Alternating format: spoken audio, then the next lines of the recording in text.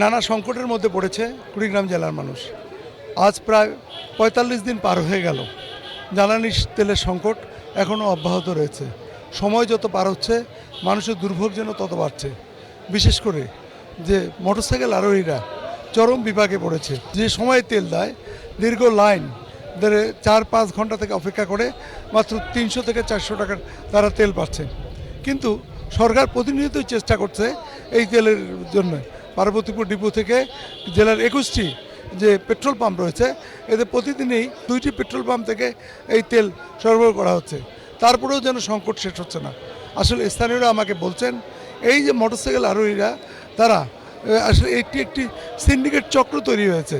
তারা প্রতিদিন দীর্ঘক্ষণ অপেক্ষা করে তেল সংগ্রহ করে বাজারে বিক্রি করছে, অনেকে মজুদ করছে।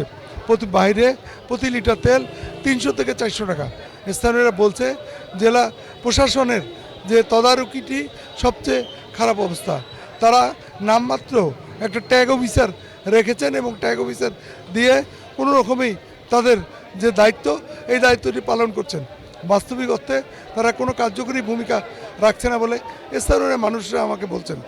স্থানীয় মানুষ বলছেন যে আসলে মোটরসাইকেল আরোহীদের যে হাহাকারটা, এটি যদি ফুয়েল কার্ড অথবা সফটওয়্যারের মাধ্যমে এই তেল কাকে দিচ্ছে, কিভাবে দিচ্ছে, এইটি যদি নিয়ে আসতে পারে তাহলে আমার মনে হয় যে এইটা কিছুটা সংকট কমবে।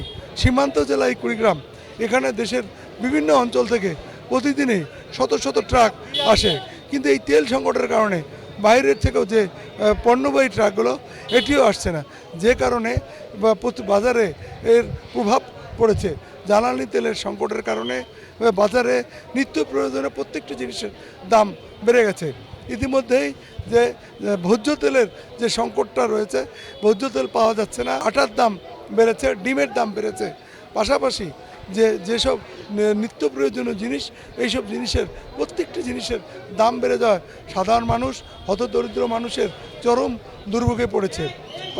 সেই সাথে জ্বালানি তেলের সংকটের কারণে গ্রামীণ যে ছোট ছোট শিল্প কারখানা এবং কুটির শিল্পগুলো আছে, এই কুটির শিল্পগুলো বন্ধ হয়ে গেছে। তারা বলছে জ্বালানি তেলের সংকট না, সরবরাহ ঠিকমতো না হলে তাহলে তারা কিভাবে তাদের কারখানাগুলো চালাবে তারা নিজেও জানে না। সময় যত পার হচ্ছে একের পর এক সংকট যেন আরও ঘনীভূত হচ্ছে। স্থানীয় মানুষের দাবি, প্রশাসন তারা শুনছে, দেখছে, অথচ তারা কোনো কার্যকরী কোনো ভূমিকা না নেওয়ার কারণে এই অচল অবস্থার সৃষ্টি হয়েছে।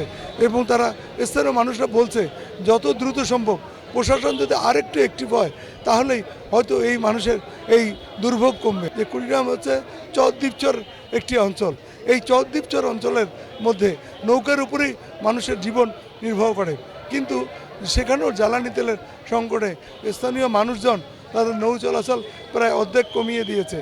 স্থানীয় মানুষরা অভিযোগ করছে শুধু চলাচলই নয়, তারা এই নৌকো দিয়ে ওইসব নদ নদীতে মাছ ধরে, মাছের উপরই তাদের জীবন চলে, কিন্তু সেটাও তারা এখন পাচ্ছে না, যে কারণে ওইসব পরিবারের মানুষগুলো চরম সংকটে পড়ছে।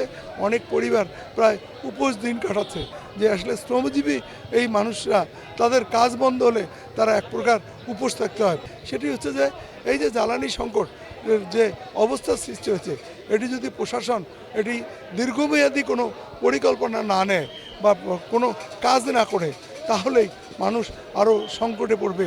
এই সংকট আরও স্থায়ী হবে, যে কারণেই বারবার বলছে সাধারণ মানুষ যেন প্রশাসন যদি একটু দ্রুত, জেলা প্রশাসন যদি আরও একটু ভালো করে তদারকি করেন তাহলেই মানুষের এই সমস্যা দূর হবে বলে স্থানীয় মানুষরা মনে করেন।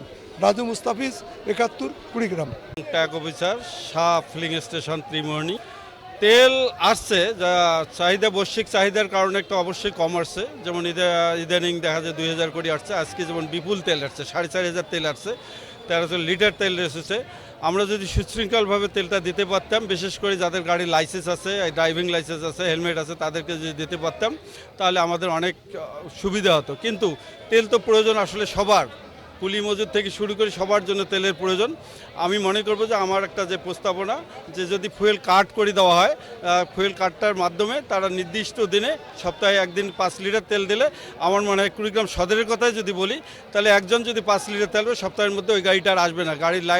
গাড়ির নাম্বার দিয়ে ফুয়েল কার্ড যদি দেওয়া যায়, আমি দ্রুত প্রশাসনের কাছে অনুরোধ করব যে ফুয়েল কার্ড দেওয়ার মাধ্যমে এই সমস্যার নিরসন করা যেতে পারে। আসলে এই রকম প্রতিদিনের এই সমস্যার সমাধান করতে গেলে আমার মনে হয় প্রতিটা সব পাম্পেই তেল দেওয়া উচিত, যাতে পাবলিক সব জায়গায় যেখানে ইচ্ছা সেখানে গিয়ে তেল পায়। না হলে তো এরকম প্রতিদিন এই লাইন চলবেই। আর এভাবে এখন কিছু কিছু মানুষ আছে যাদের তেলের প্রয়োজন নাই, ওরা নিয়ে ব্যবসা করতেছে আর কি। মানে এইটা যাতে রোধ করা যায়, এই কারণে আমাদের প্রতিটা পাম্পে সমানভাবে তেল দেওয়া উচিত, যাতে পাবলিক সবাই সমানভাবে তেল পায় এবং সবার সমস্যার সমাধান হয়। আমাদের কুড়িগ্রামে যে বিশেষ একটা সমস্যার সম্মুখীন হয়েছি সেটা হচ্ছে আমাদের কোনো তেল দেওয়ার কোনো সিস্টেম নাই। একটা হচ্ছে যদি আমাদের কাট করে দিত, অথবা দেখা গেল যাদের ড্রাইভিং লাইসেন্স অথবা আপনার গাড়ির কাগজপত্র আছে শুধু তাদেরকে যদি তেল দিত, তাহলে আমরা একটা ডিসিপ্লিনের মধ্যে তেলটা হয়তো পাইতাম। এখন প্রতিনিয়তই একজন লোক দেখা যাচ্ছে যে আজকে তেল দেবে, আগের দিনে আনি গাড়ি জাম করে রাখছে, আমরা তেল সঠিকভাবে তুলতে পারতেছি না।